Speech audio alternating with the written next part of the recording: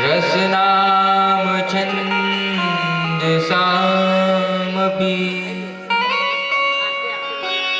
मङ्गलामपि कर्तारो वन्दे वाणी विनायको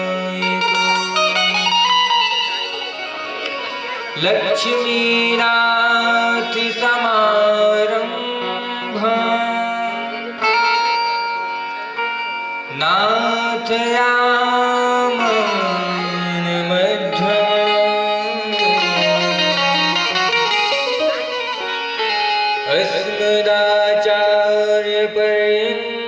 अस्मदाचार्यपर्यन्तं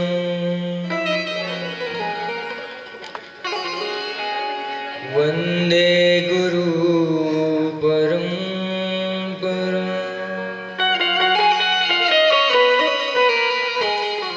नमो ब्राह्मण्यदेवाय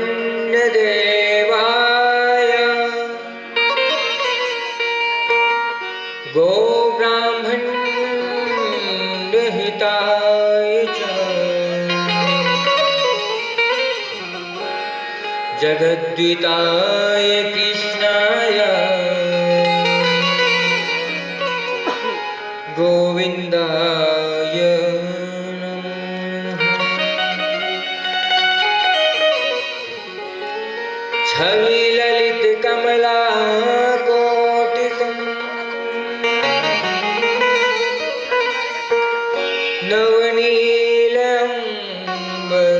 नवनीलम्बरधारिणी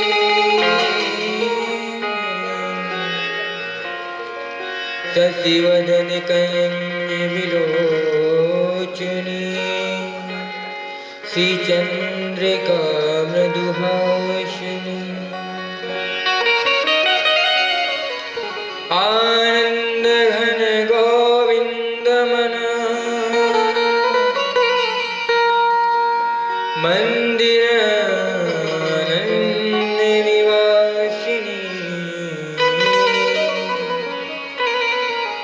घन श्याम घन हित चातकी घन श्याम घन हित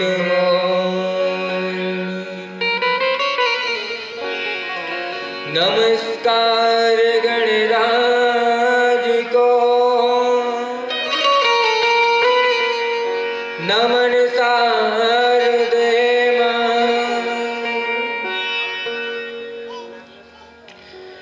नमस्कार श्री गुरु चरण लाज तुम्हारे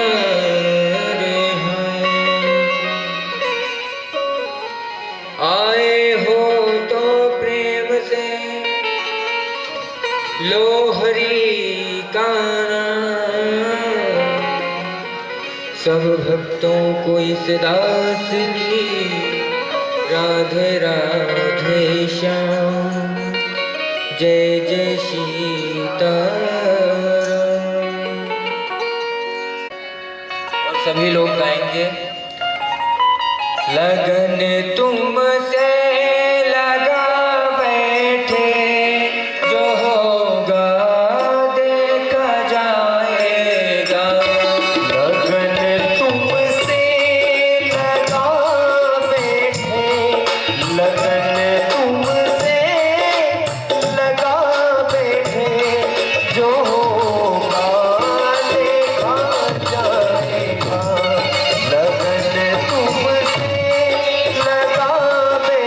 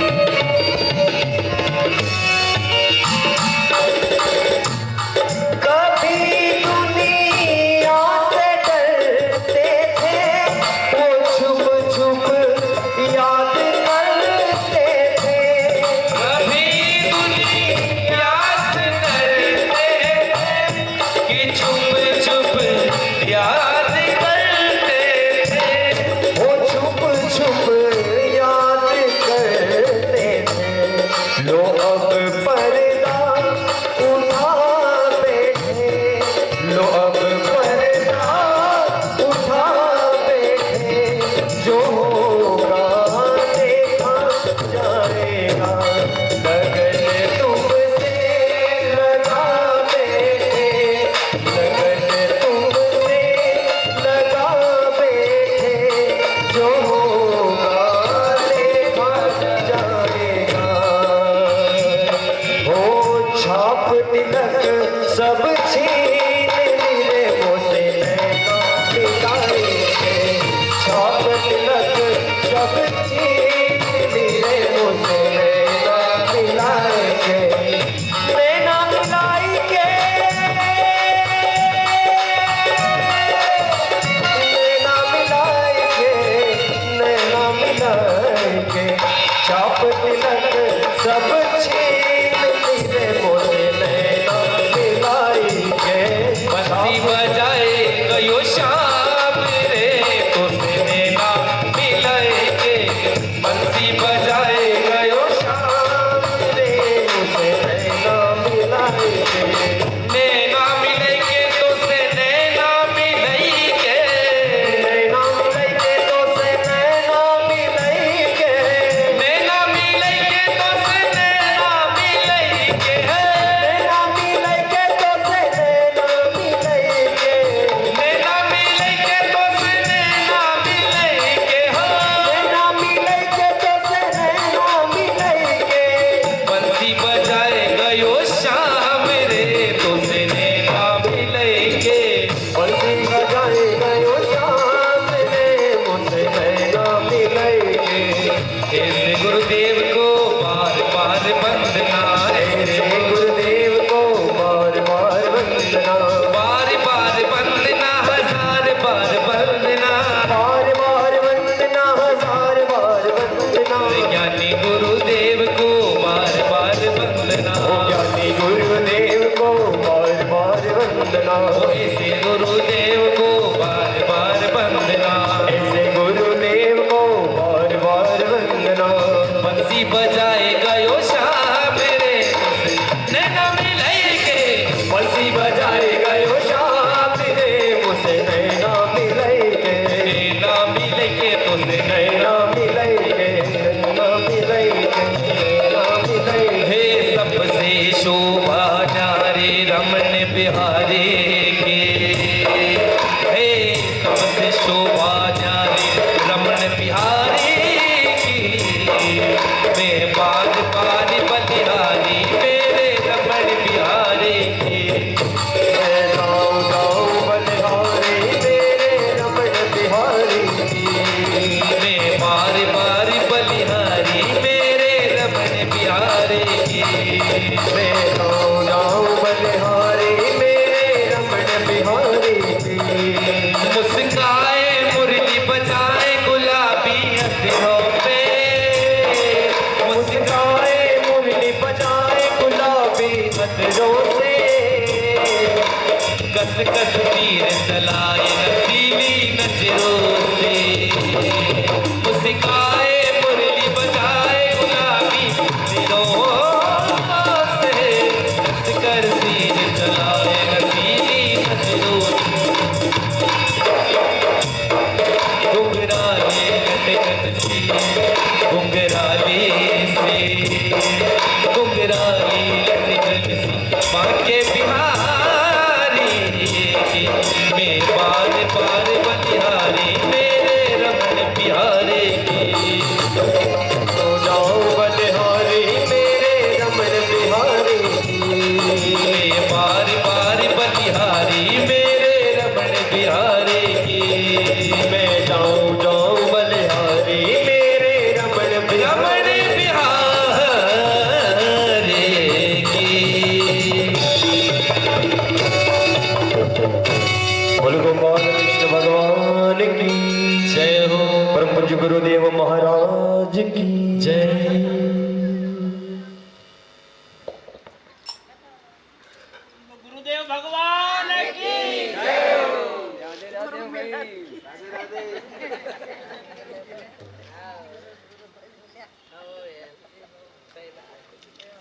श्री राधा रानी सरकार की जय। गुरुदेव भगवान की। आज हमारे बीच परम पूज्य श्री गुरुदेव श्री सुनील जी महाराज पधारे हैं। आपका बहुत बहुत अभिनंदन इस आपके छोटे भाई दास की ओर से।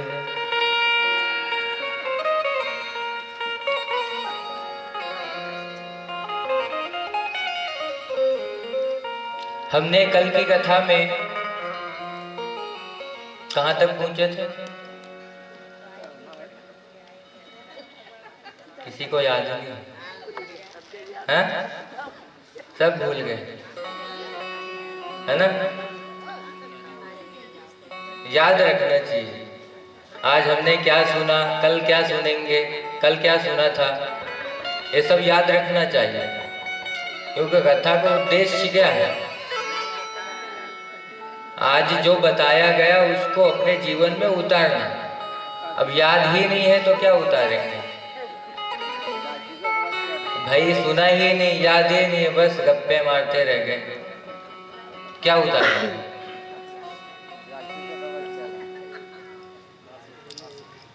आज हम गोवर्धन पूजन करेंगे, इसलिए कि कल देर हो गई थी। गोवर्धन पूजन कल नहीं हो पाया था, इसलिए आज हम वहीं से प्रारंभ करेंगे।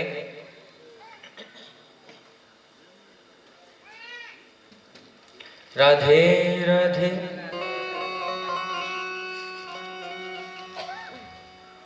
भगवान गैया चराकर घर आते हैं, और जैसे ही आज सुबह सुबह देखा, कन्हैया ने देखा कि अपने घर में आज कुछ पकवान बन रहे हैं। तो पकवान में क्या है? खीर, लड्डू, मालपुआ, ये सब 56 प्रकार के भोजन बन रहे हैं। तो कन्हैया ने माँ से पूछा, यशोदा से, कि क्या है ये, क्या बन रहा है? बोले ये तो बाबा से जाकर पूछो, मैं नहीं बताऊंगी।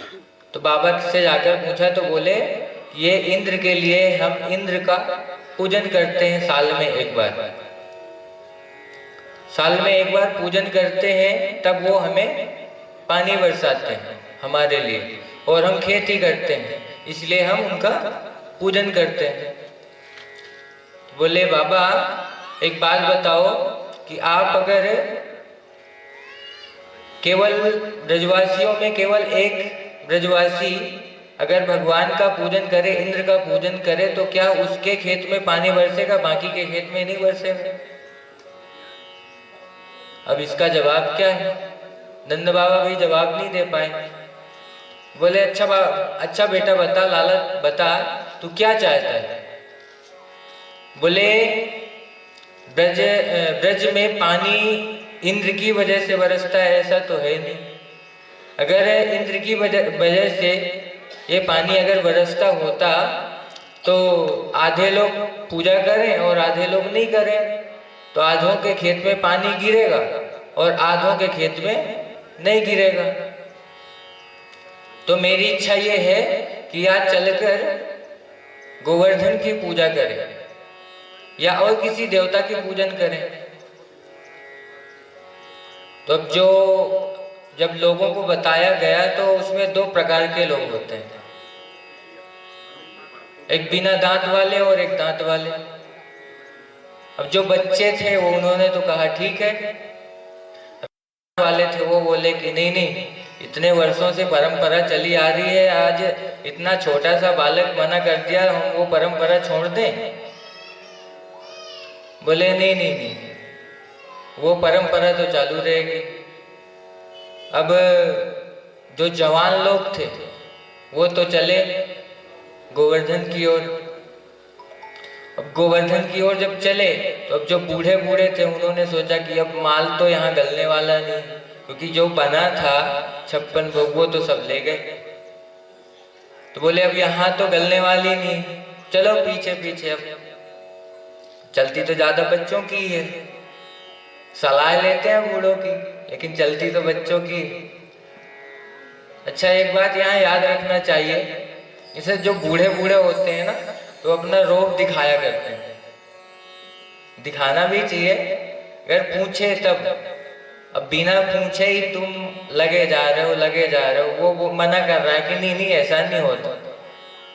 अब तुम बिना पूछे ही लगे जा रहे हो, तो क्या होता है कि जैसे जो नया जमाना है, अब जो नए जमाने के लड़के हैं वो तो अपने हिसाब से चाहते हैं, और आप चाहते हैं कि पुराने जमाने में चले जाएं, तो ऐसा नहीं हो पाता। इसीलिए घर में झगड़ा होता है।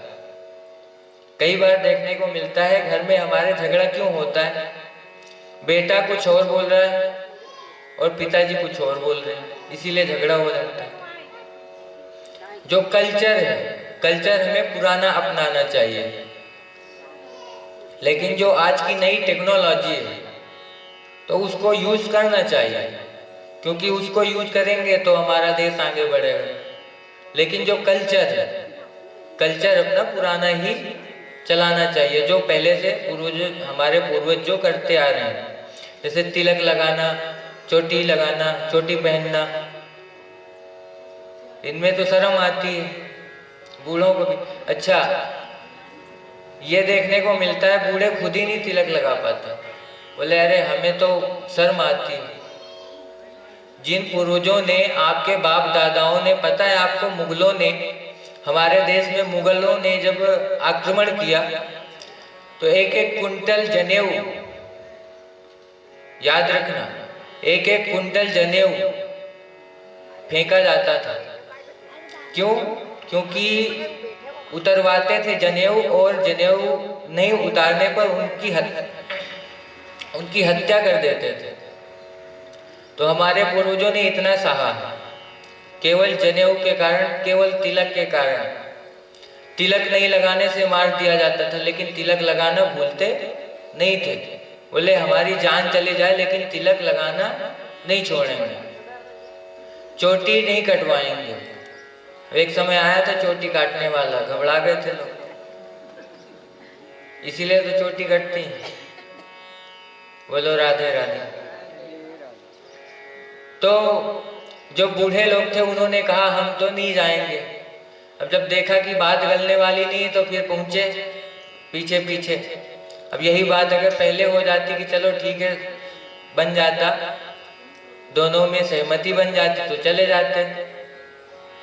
लेकिन बुजुर्गों का होना भी बहुत जरूरी है। ऐसा नहीं कि बुजुर्गों को किनारे कर दिया जाए। एक बार क्या हुआ कि एक जगह बारात जा रही थी। अब बारात जा रही थी तो वहां लड़की वालों ने कहा कि हमारे यहाँ कोई बुजुर्ग नहीं आना चाहिए। अब लड़की को लड़का पसंद था और लड़के को लड़की पसंद थी। तो बोले बारात तो जाएगी, एक काम करो जितने भी बूढ़े हैं उनको मत ले जाओ। तो जो लड़का का नाना था उसने कहा ना ना हम तो जाएंगे, हम तो जाएंगे। अब क्या करें? बोले एक काम करो, मुझे पीछे बस होती है ना, बस के पीछे एक वो होती है डिग्गी, उसमें छोटा सा वो बॉक्स बना रहता है, बोले उसमें बैठा दो। ठीक है, बैठा दिया। अब क्या हुआ, जब बारात पहुंची तब बोले कि ये जो नदी जा रही है पूरी नदी में दूध भरो, अगर दूध भर दिया तो लड़की ले जाओ शादी करके, और दूध अगर नहीं भरा तो लड़की शादी नहीं होगी। अब सबने बहुत प्रयास किया लेकिन लड़की वाले नहीं माने।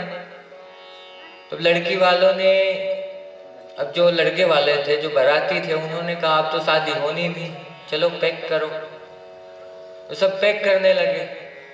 तब तक जो नाना घुसा हुआ था वो डिग्गी में, उसने जोर से अंदर से बजाई डिग्गी। तब ध्यान आई कि अरे चलो शादी तो होना नहीं है, चलो निकाल लो नाना जी को, कहे को अंदर बंद करके रखो। तो नाना जी को बोला चलो हो गया। बोले क्या हुआ? बोले वो लड़की वालों ने मना कर दिया, बताया कि ये मांग है, उनकी ये मांग है। बोले अच्छा एक काम करो, शादी तो होके रहेगी। बोले कैसे? बोले एक काम करो, उनको जाके बोलो कि नदी का पानी पूरा पहले सुखाओ तो हम दूध बहवा देंगे। अब जाकर ऐसे बोला तो जो लड़की वाले थे उन्होंने कहा जरूर कोई बुजुर्ग आया है। इतना दिमाग बुजुर्गों में ही हो सकता है, आजकल के लड़कों में, आजकल के बच्चों में नहीं हो सकता। जरूर कोई बुजुर्ग आया है। तब बताया कि हाँ हमारे नाना जी आए हैं। बोलो राधे राधे। तो बुजुर्ग भी गए फिर पीछे पीछे। अब जब बुजुर्ग और सब लोग चले गए तो गोवर्धन पर्वत तो बहुत विशाल है। अब बोले क्या, कैसे पूजा कैसे करना, पूजा कैसे करें? तो बोले एक काम करो, पहले अब नहलाएं कैसे? सबसे पहले तो नहलाया जाता है, तो कैसे कैसे पूजन करें? तो बोले मानसी गंगा का ध्यान करो। पहले तो घड़े से पानी डाल रहे थे, लेकिन सुबह से शाम हो गई, लेकिन अभी तक गोवर्धन की मूंछों गीली ना हुई। अब देखा कि अब तो शाम होने जा रही, लेकिन अभी तक तो कुछ फर्क ही नहीं पड़ रहा, कितना नहला दिया। तो मानसी गंगा, भगवान बोले कि एक काम करो, मानसी गंगा का ध्यान करो। और तब मानसी गंगा का ध्यान किया भगवान ने, और मानसी गंगा ने आकर प्रकट होकर गोवर्धन का से स्नान किया, गोवर्धन का स्नान कराया है। अब बोले अब क्या करें? बोले अब भोग लगाओ, चंदन लगाओ, भोग लगाओ। अब भोग लगाने के लिए बोले हम तो थोड़ा थोड़ा लाए, अब ये विशाल पर्वत खाएगा कैसे? लेकिन एक शर्त है कि अगर ये तुम्हारा जो देवता है ये अगर प्रत्यक्ष खाकर भोजन करे तो मजा आ जाएगा। बोले बिल्कुल आ जाएंगे भोजन करने के लिए। प्रत्यक्ष भोग लगाया गया, भोग लगाया और पद्भ्याम मंत्र पढ़ा गया, भोग लगाया तब तक। और बोले कि आओ गोवर्धन महाराज भोजन करो। सबने आंखें बंद कर ली। भगवान बोले कि सब लोग आंखें बंद कर लो। तब तक भगवान ने दो रूप बना लिए, एक लल्ला का और एक गोवर्धन महाराज का। अब गोवर्धन महाराज तो विशाल और भगवान भी विशाल, एक रूप, दो रूप बना लिए। एक रूप में ग्वाल बालों के साथ में खड़े हैं और एक तो भगवान बने खड़े हैं और कहते हैं कि लाओ ब्रजवासियों भोग। अब ब्रजवासियों ने भोग लगाना शुरू किया। महाराज जो भी भोजन था, जो भी प्रसाद था, वो सब खाए जा रहे हैं गोवर्धन महाराज। अब कन्हैया के कान में बोल रहे हैं ब्रजवासी की क्यों, ये तुम्हारे भगवान बहुत दिन से भूखे दिख रहे हैं। बोले क्यों? बोले वो खाए जा रहे हैं, हम तो सोच रहे थे कि बस दिखा देंगे और फिर उसके बाद प्रसाद में हम लोग लेंगे। बोले नहीं, मिलेगा प्रसाद, सबको मिलेगा। तब तक जाकर देखा, तब तक नारद जी पहुंचे और नारद जी ने कंस के पास, इंद्र के पास नारद जी पहुंचे और मुरली लाल का लड्डू ले जाकर दी और बोले ये लो लड्डू। बोले ये लड्डू तो अच्छा लग रहा, कहाँ से आया? बोले अरे लो, आप तो लो, प्रसाद लो। इंद्र ने फिर से लिया प्रसाद। अब बोले ये है कहाँ का, ये तो बताओ। बोले पत्ता साफ, हम तो वहां से आ रहे हैं पृथ्वी से और पलाशिया से, और पलाशिया में जाकर देखा कि पलाशिया में आपका पत्ता साफ हो गया है। बोलो राधे राधे। आपका पत्ता साफ हो गया। वहाँ तो आपकी पूजा तो दूर, एक ग्वाला है, उसके कहने पर गोवर्धन की पूजा हो रही है। मेघों को आज्ञा दी कि हटो, देखने दो।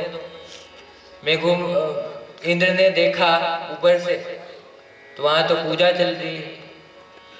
अब इंद्र गुस्सा कर, कोप में आकर सभी मेघमालाओं को आज्ञा दी कि जाओ ब्रिज मंडल को बहा दो। तो मेघमाला आए, संवर्तक मेघ, बहुत विशाल मेघ आए और पानी बरसना शुरू कर दिया। अब जो ब्रजवासी थे वो तो घबराने लगे, और जो बूढ़े थे अब उनका पारा हाई हो गया, अब उनका पल्ला भी बड़ा हो गया। बोले देख, हम बोल रहे थे ना कि देवता की पूजा करो, इंद्र की पूजा करो, नहीं नाराज हो जाएंगे। अब नाराज हो गए, अब क्या करोगे?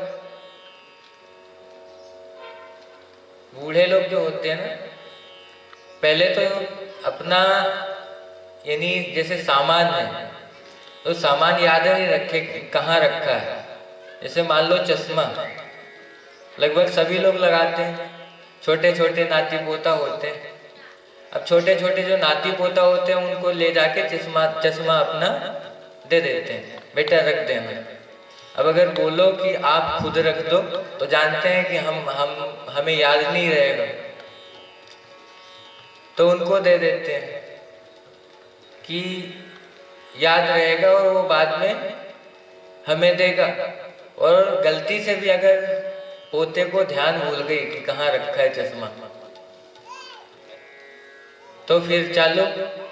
कई लोगों को तो हमने देखा, कई बच्चों को, छोटे छोटे जो बच्चे होते हैं वो यही लेके घूमने वाले थे। दद्दू कहते हैं, अरे दद्दू आपका वो दांत इधर रखा है, दांत उधर रखा है, बोलो राधे राधे। तो अब बूढ़ों का जो है पलड़ा हाई हो गया। अब बूढ़े बोले, हम तो बोल रहे थे कि पूजन इंद्र का ही करना चाहिए। अब वो बहुत पानी गिरने लगा, तब भगवान ने कहा कि प्रार्थना करो गिरिराज से। अब गिरिराज से प्रार्थना करने लगे सब, और भगवान ने कहा कि हमसे गिरिराज महाराज बोल रहे थे कि आप सब लोग मिलकर इस पर्वत को उठाओ और उसी के नीचे आ जाओ। तो भगवान और सब गोप ग्वाल मिलकर उस पर्वत को, गोवर्धन पर्वत को उठाने लगे। अब गोवर्धन पर्वत को उठाया और उसके नीचे सब आ गए, गोवर्धन पर्वत के नीचे। अब 7 दिन, भगवान कितने महीने के हैं? 7 महीने 7 दिन और 7 वर्ष, इतने दिन के हैं। और एक उंगली में उठाकर रखा है। गिरिराज धरण प्रभु तुम्हारी शरण, धरण प्रभु तुम्हारी शरण।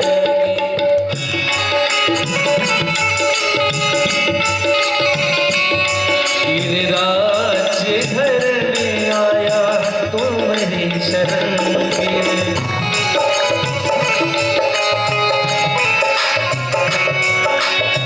तुम्हारी शरण में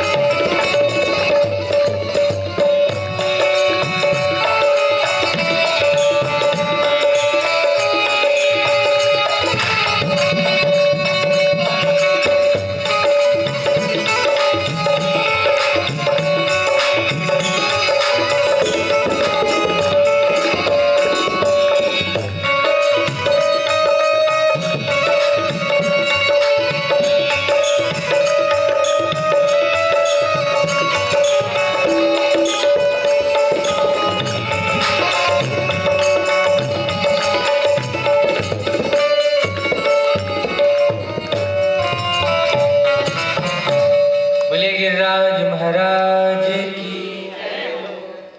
भगवान ने अपनी एक उंगली से गोवर्धन को उठाया।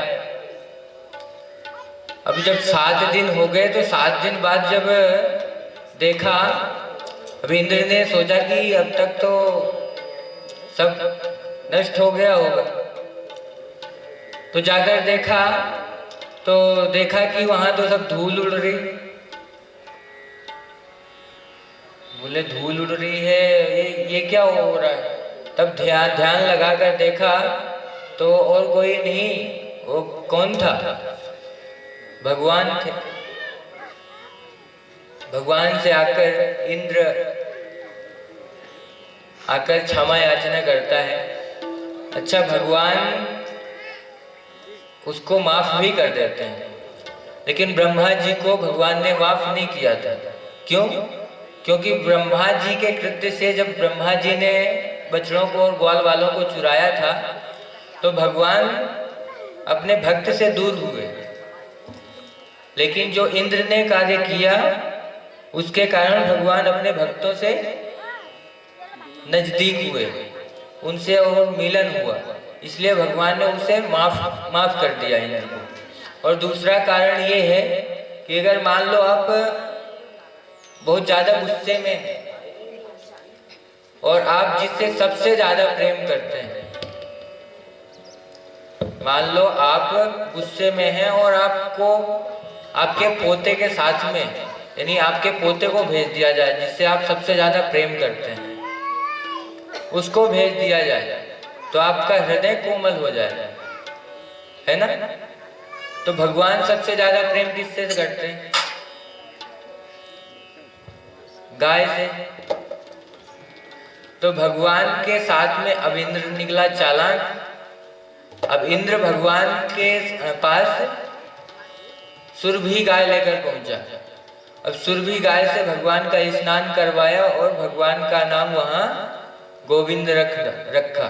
बोल गोविंद भगवान की जय हो। भगवान का नाम वहां से क्या रखा गया? आवाज नहीं आया करती, गोविंद रखा गया भगवान का। अब भगवान वहां से भगवान को विदा किया इंद्र ने। अब जो गोपवाल थे उन्होंने कहा कि बाबा एक बात बताओ, ये पुत्र आपका ही है? बोले क्यों भैया, क्या ऐसा क्यों पूछ रहे हो? बोले हमने देखा कि जन्म लेते ही पूतना मार दिए, अघासुर मार दिए, बकासुर मार दिए, जाने कितने कितने बड़े राक्षसों को इसने पल भर में मिटा दिया, तो क्या ये आपका ही बेटा है? तो बोले नहीं नहीं, ये मेरा ही बेटा है, लेकिन एक बार मैं आपको एक गुप्त बात बताता हूँ। एक बार जब नामकरण के लिए गर्गाचार्य जी आए थे तो गर्गाचार्य जी ने मुझसे कहा था कि ये जो तुम्हारा बालक है ये हरि समान गुण वाला होगा। जैसे गुण हरि के होते हैं, जैसे गुण भगवान के होते हैं, वैसे गुण वाला होगा। और मैं तो सिर्फ इतना समझता हूँ कि मैं भगवान का भजन करता हूँ, इसलिए मेरे लाला पे भगवान की कृपा होती रहती है। अब भगवान के पास में गए, भगवान से पूछे गोपाल जो साथ में सखा थे, सखाओं ने पूछा कन्हैया एक बात बता, सांची सांची बोलियो। बोले तू एक बात बता, तूने गोवर्धन कैसे उठा लिया? भगवान ने कहा मेरे पास एक शक्ति है, मेरे गुरुदेव भगवान ने दी है। बोले कौन सी शक्ति? बोले मैं वो मंत्र पढ़ देता हूं तो जो मेरी तरफ देखता है तो उसकी पूरी शक्ति मेरे तरफ आ जाती है, मुझ में आ जाती है। बोले अच्छा वही तो हम समझ रहे कि पूरे ब्रज का माखन खा डाला हमने और इतना भी बल ना आया। अब ये बातें चल रही हैं, तब तक लोगों ने कहा, जो नीचे बैठे हुए हैं, खड़े हुए हैं, तब तक उन्होंने कहा एक काम कर कन्हैया, बहुत देर हो गई तुझे, अब तू थोड़ा आराम कर ले।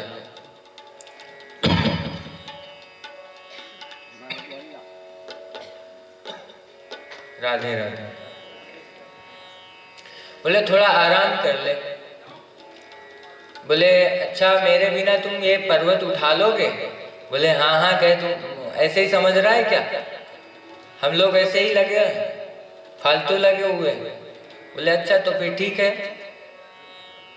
तो भगवान ने थोड़ा सा उंगली नीचे की, जैसे उंगली नीचे की वैसे ही सबके डंडा चटाचट। भगवान ने जैसे ही देखा कि अब पर्वत नीचे आ गया और इनके डंडा चटाचट बोल रहे, तो भगवान ने पुनः अपनी उंगली से गोवर्धन को उठा लिया और संभाला।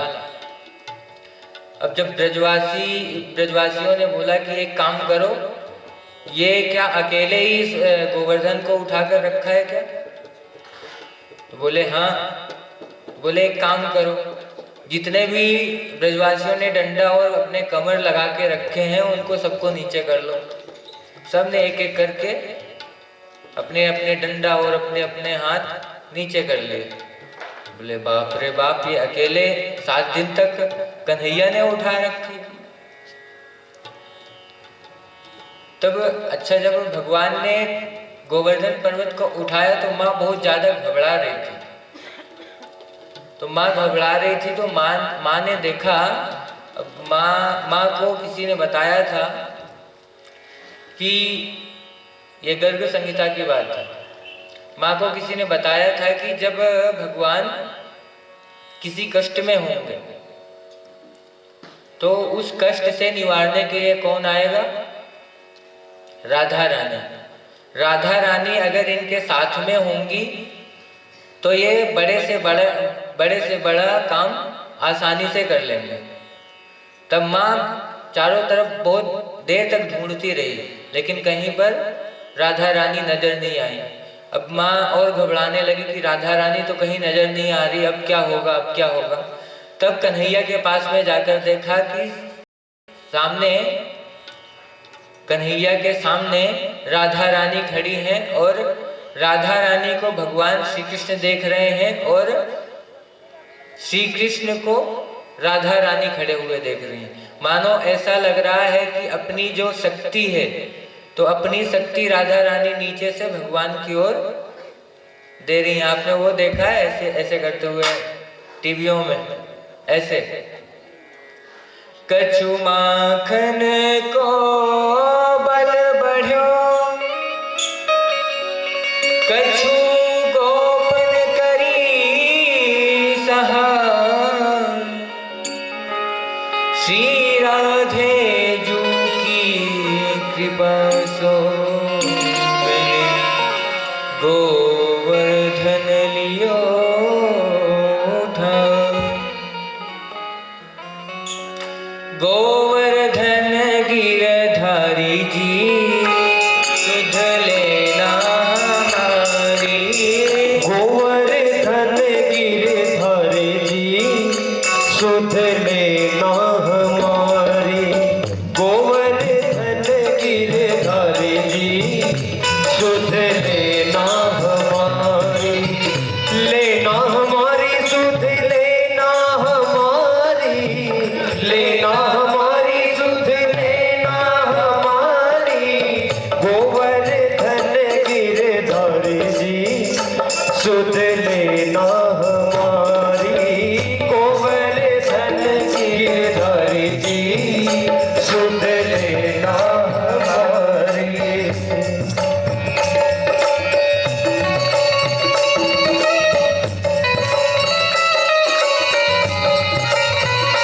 जय हो।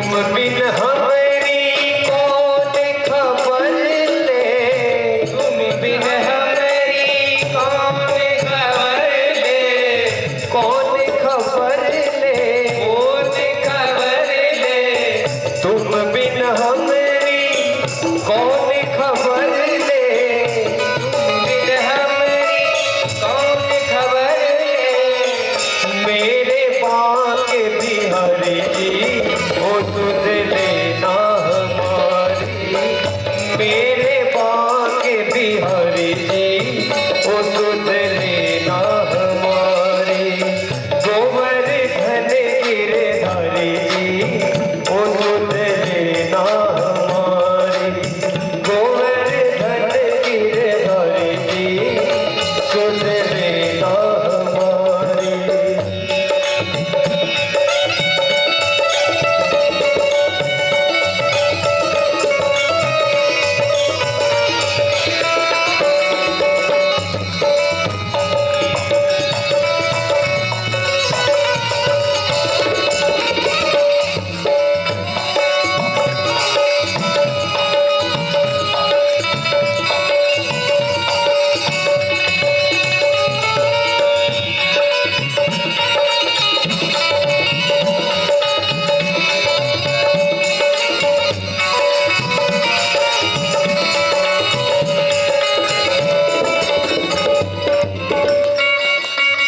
मीरा के प्रभु गिरधर नागर, मीरा के प्रभु गिरधर नागर, गिरधर नागर, मोहन नागर, मीरा के प्रभु गिरधर नागर, मीरा के प्रभु गिरधर नागर, मीरा के प्रभु गिरधर नागर,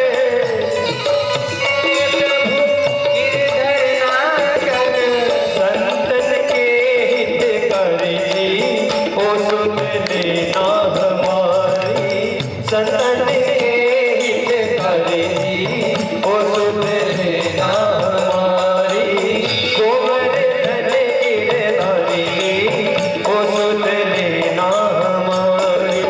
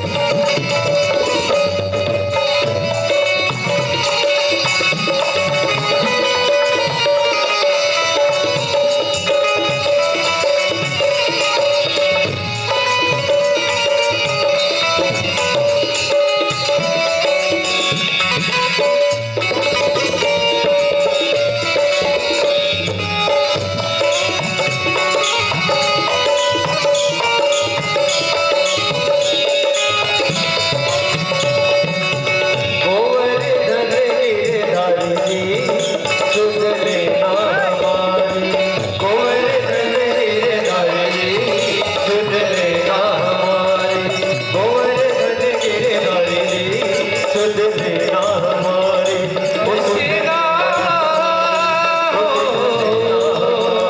ओ सुध लेना हमारी, ओ सुध लेना हमारी, हरे ओ सुध लेना हमारी।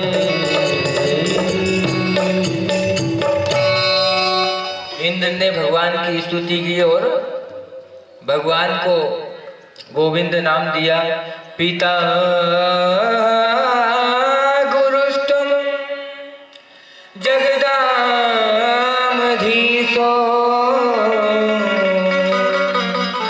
दुष्टया काल उपतदण्डः हिताय स्वेच्छा तनुभीः समीहते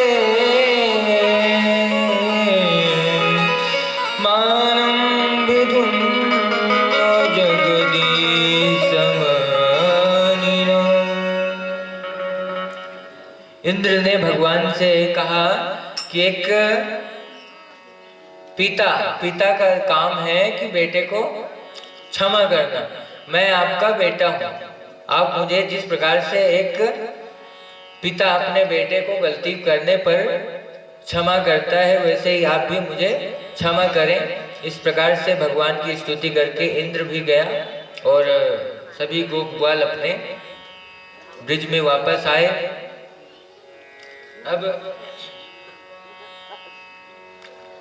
अब दूसरा दिन आया, यानी एकादशी का दिन।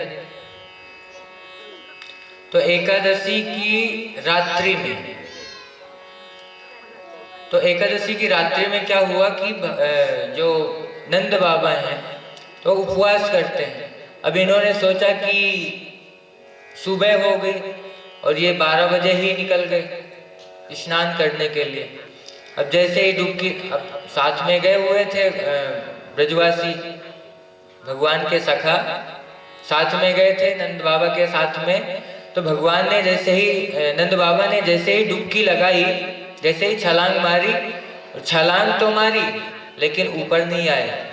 जब काफी देर हो गई तो भगवान के पास दौड़ते दौड़ते गए और भगवान से कहा कि आपके यानी नंद बाबा तो छलांग लगाए और पता नहीं कहाँ चले गए।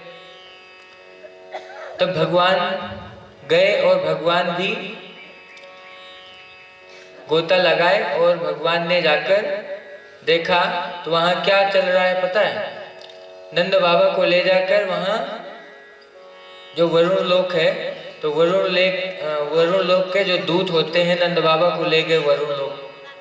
और वरुण लोक में ले जाकर बांध के पटक दिया किनारे। अब यहाँ से पीछे पीछे भगवान पहुंचे। अब भगवान पहुंचे तो भगवान की तो स्तुति हो रही। भगवान को जैसे ही वरुण ने देखा, वरुण देव ने, वैसे ही स्तुति करने लगे। आइए, आप खूब पधारे, आपके पधारने से तो हमारा वरुण लोक धन्य हो गया।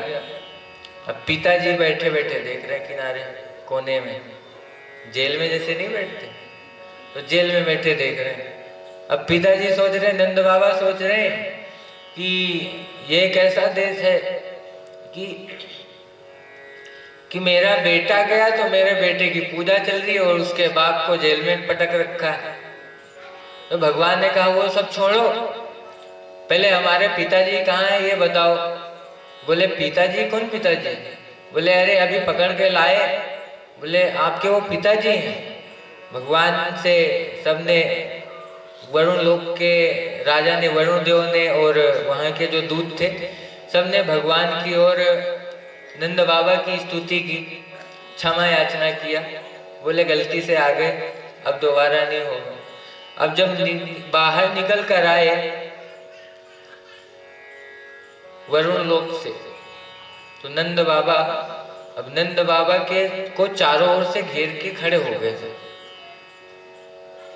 अब सब लोग चारों ओर से घेर कर खड़े हो गए। तब नंद बाबा से ग्वालों ने बोला कि कहाँ चले गए थे? बोले मैं वरुण लोक घूम के आया। कुछ भी हो, मेरा जो लला है ना, उसकी पहचान बहुत है। बोले क्यों? बोले मैं पानी में डूबा और मुझे कुछ लोग आए और पकड़ के ले गए, लेकिन पीछे पीछे मेरा तब तक कन्हैया आ गया। और कन्हैया को देखते ही बाप रे बाप, इतने राज ठाट मैंने कभी नहीं देखे। यहाँ तो ठीक है, परलोक में भी, विदेशों में भी इसकी पहचान है भाई। बोले अच्छा।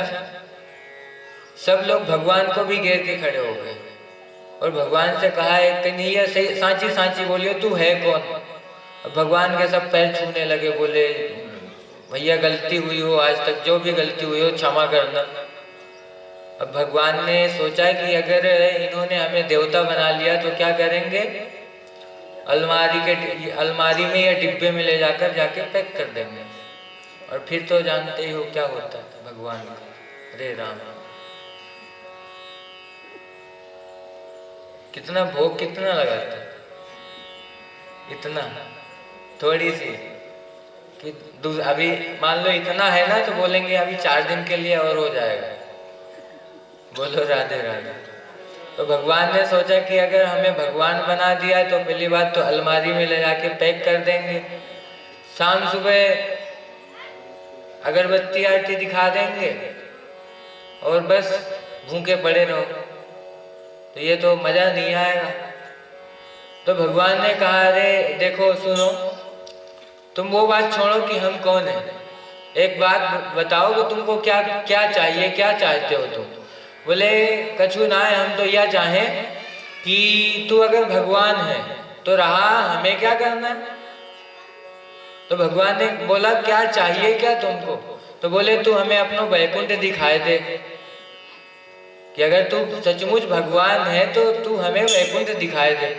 तो भगवान ले गए सबको, बोले चलो डुबकी मारो इस कुंड में।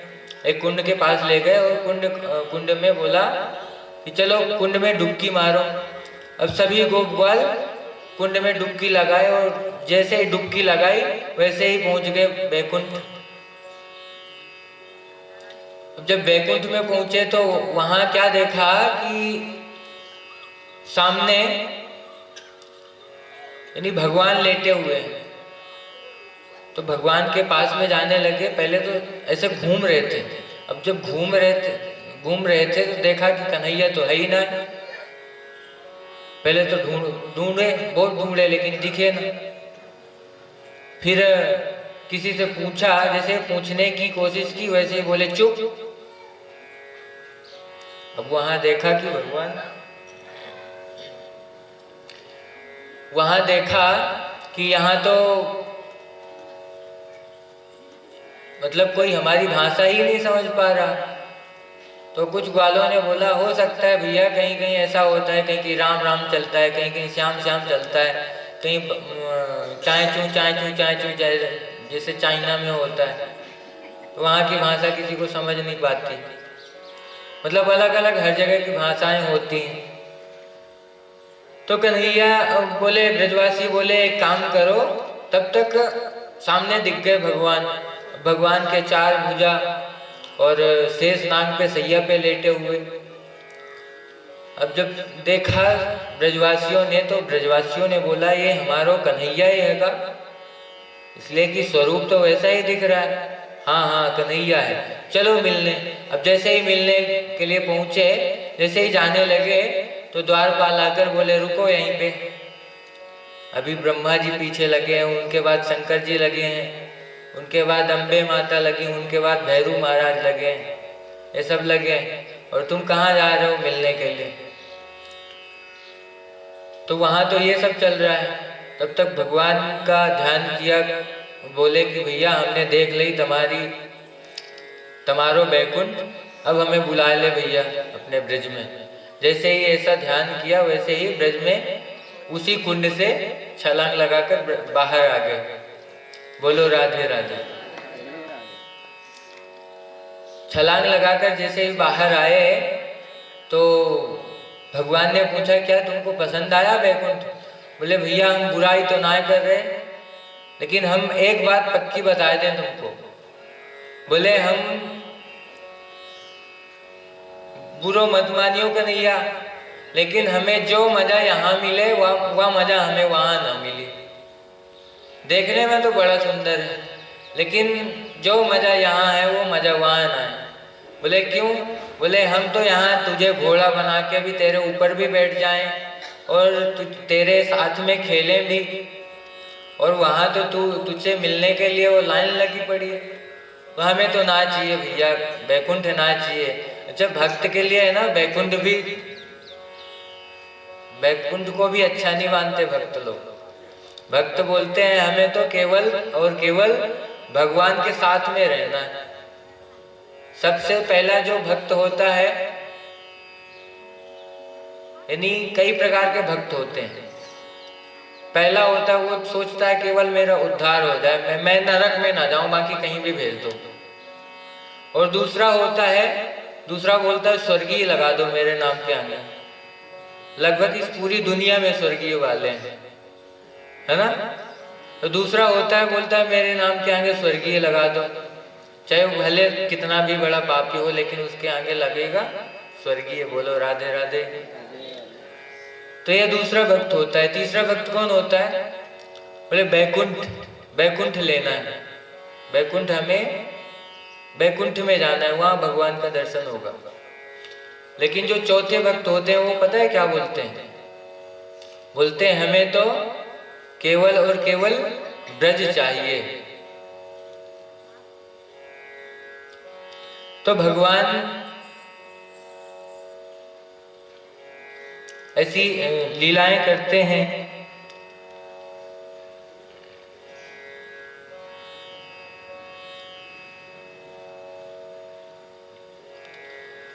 उसके बाद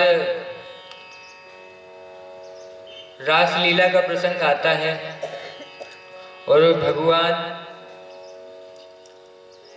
चंद्रमा की रात्रि आई और शरद पूर्णिमा की, और शरद पूर्णिमा में भगवान ने जैसे ही अपने वंशी को अपने प्राणों से पिरोया है, वैसे ही जो गोपियां थी, गोपियां भगवान के पास दौड़कर जाने के लिए उत्साहित हो गई।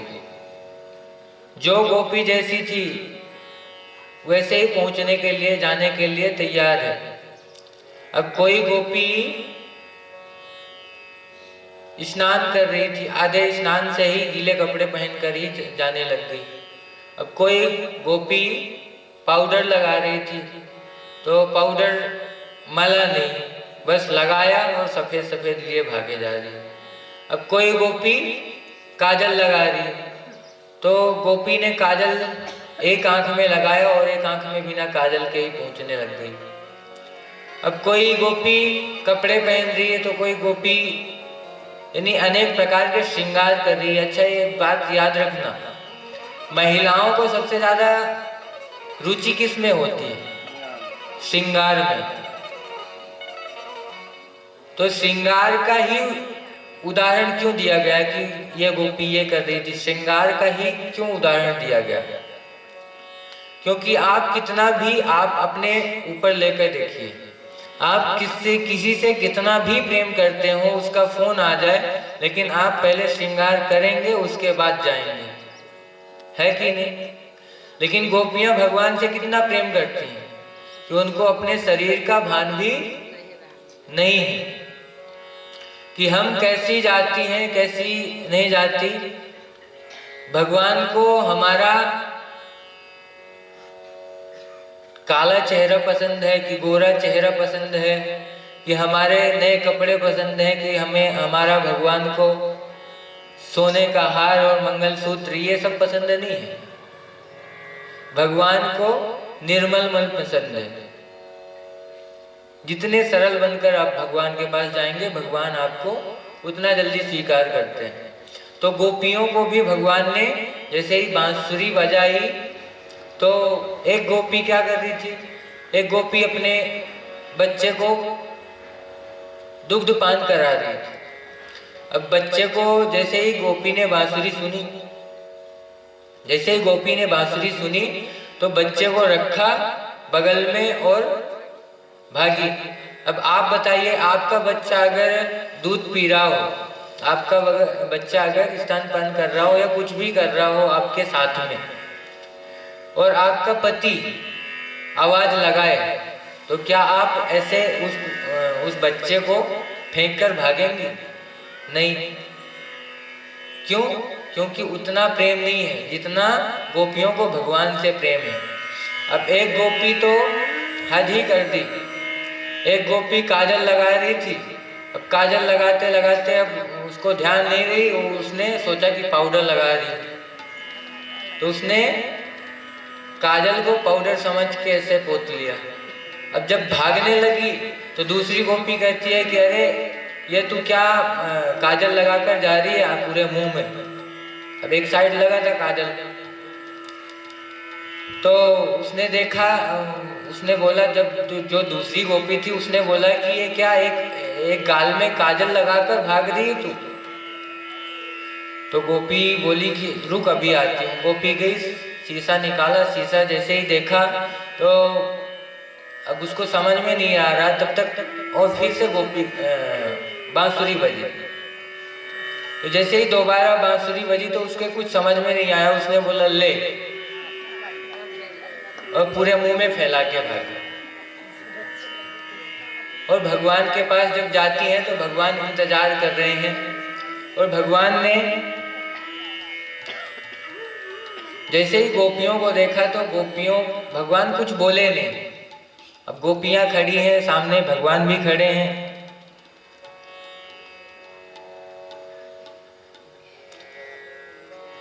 गोपियां भी खड़ी हैं, भगवान भी खड़े हैं। अब गोपियों ने सोचा कि कब से हम 1 घंटे हो गए, 1 घंटे से खड़े हैं, कुछ बोल ही नहीं रहे, बुलाए तो ऐसे हैं कि बस निमंत्रण दे करके एक एक का नाम लेकर के बुलाया और कुछ बोल नहीं रहे। तो भगवान से कहा कि भगवान बोले कि क्या बात है, क्यों आई हो? अब आपको कोई बुलाए और फिर पूछे कि क्या बात है, क्यों आई हो? अब आप हमें कभी बुलाना, और जब हम पहुंच जाएं आपके घर में तो आप पूछना, वहीं दरवाजे से ही पूछना कि क्या कोई काम है क्या? तो हमको कैसा लगेगा? बहुत बुरा लगेगा ना। तो गोपियों को भी बहुत बुरा लगा, बोले पहले बुलाए और अब पूछ रहे हैं कि काहे के लिए आए हो। अब जब गोपियों ने ऐसा सुना तो गोपियां क्या करती हैं, अब हम जल्दी जल्दी कथा करेंगे इसलिए कि टाइम कम है। तो गोपियों ने क्या किया कि अपने जहाँ खड़ी थी वहाँ अंगूठे से जमीन को खुरेदना शुरू किया। तो जब खुरेदना शुरू किया तो भगवान कहते हैं कि ये क्या चल रहा है? बोले हम सोचती हैं, हम ये चाह रही हैं कि इसी गड्ढे में हम कूद के मर जाएंगे, क्योंकि आप तो कुछ बोल नहीं रहे, इसलिए हम सोच रहे हैं कि इसी गड्ढे में कूदकर हम मर जाएं।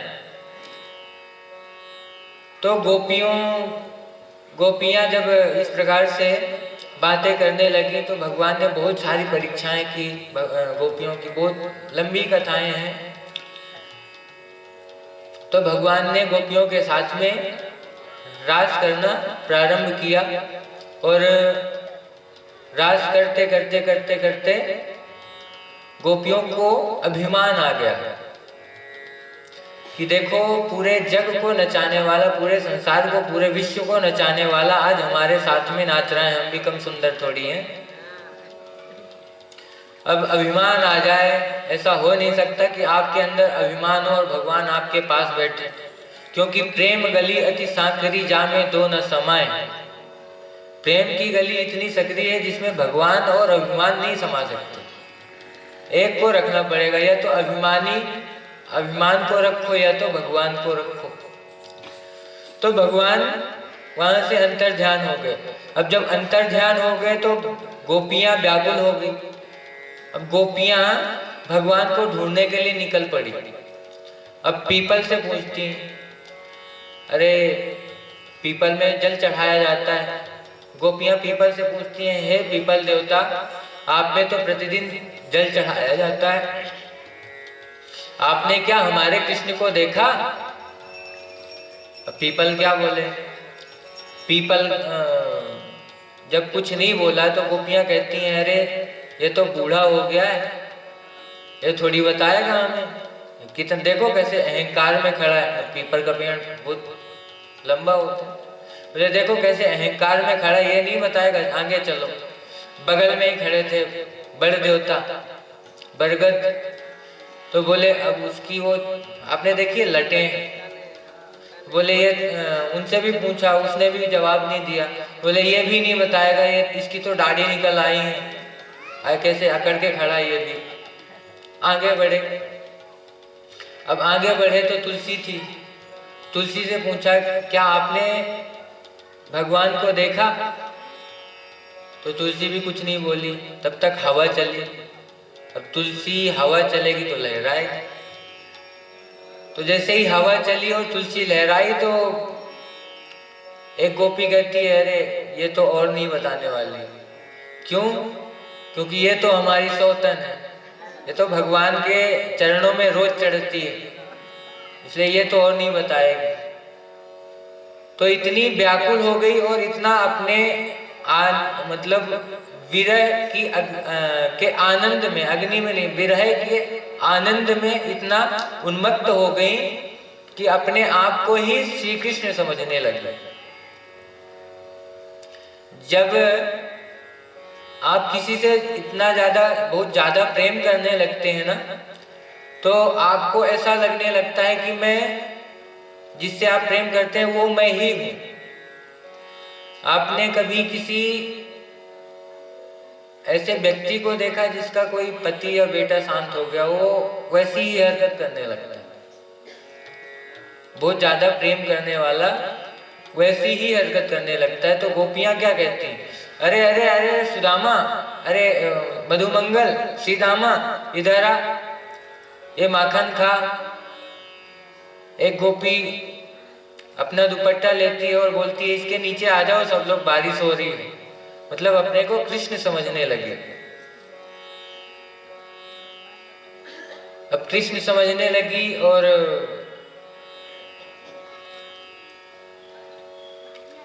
भगवान ने जब ऐसा देखा कि गोपियां बहुत ज्यादा व्याकुल हो रही हैं, तो भगवान राधा रानी के साथ में वहां प्रकट हो गए और भगवान ने, अच्छा ये गोपियां है कौन? अच्छा एक सज्जन थे, एक सज्जन, तो उन्होंने कहा कि अगर भगवान इतनी गोपियों के साथ में रास कर सकते हैं तो हम क्यों नहीं कर सकते? तो हमने बोला अच्छा ठीक है, तो जिसके साथ में रास करता है वो सबको बता के करना, चाकू से छीलने की जगह नहीं मिले, ऐसा चिपकाएंगे जमीन में, है कि नहीं? अगर किसी को पता चल जाए कि इसका किसी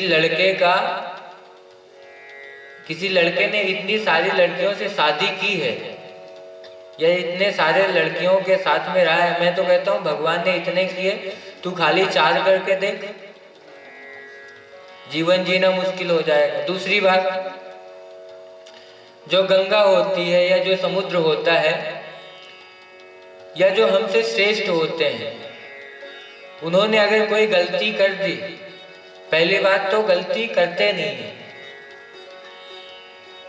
और दूसरी बात अगर गलती कर भी दी, मतलब मान लो आप समुद्र में गए या नदी में गए, गंगा जी में गए, और गंगा जी में आप स्नान कर रहे हैं और बगल से आपके सुअर बहता हुआ जा रहा है, तो क्या आप अशुद्ध हुए?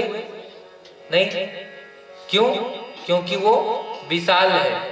लेकिन अगर उसी गंगा के जल को एक कटोरे में या ग्लास में भर के रख दिया जाए और उसे कोई कुत्ता आके चाट जाए या सुअर आके पी जाए, तो क्या आप उसे घर में लेकर आएंगे? नहीं। क्यों? क्योंकि वो कम है, उसकी मात्रा कम है, और समुद्र और नदी विशाल है, वैसे ही भगवान विशाल है, भगवान अनंत है। और दूसरी बात, भगवान जब राज करते हैं तो उस समय भगवान की उम्र क्या थी? केवल 8 वर्ष। और 8 वर्ष का आपका बालक, क्या आपके बालक के अंदर कोई काम भाव होता है? 8 वर्ष के बालक के अंदर क्या कोई काम भाव होता है? चलो मान लिया कि भगवान के अंदर, यानी भगवान को समझदारी थी। अगर पहली बात तो ये कि 8 साल के बालक के अंदर कोई काम भाव नहीं होता, तो कोई औचित्य ही नहीं है कि भगवान ने कोई किसी काम भाव से उनके साथ में राज किया होगा। और दूसरी बात, अगर श्री कृष्ण भगवान है तो भगवान से क्या कुछ छुपा है? क्यों?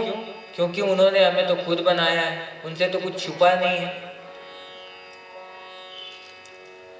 तो जो विशाल होता है, भगवान ने हमें स्वयं बनाया है, तो उनसे कुछ भी छिपा नहीं है, और भगवान विशाल भी है, इसलिए उन पर उंगली उठाना श्रेष्ठ नहीं है। इन्होंने भी उठाया था, परीक्षित ने। परीक्षित को बहुत डांट लगाई थी सुखदेव जी ने। अब भगवान राज की ओर आगे बढ़ते हैं। तब तक क्या हुआ कि भोले बाबा को पता चल गया। भोले बाबा को पता चला कि ब्रज में रास हो रहा है। तो भोले बाबा ने कहा हम भी जाएंगे। और भोले बाबा कहते हैं एक दिन वो भोले भंडारी बन कर के ब्रज नारी गोकुल में आ गए हैं।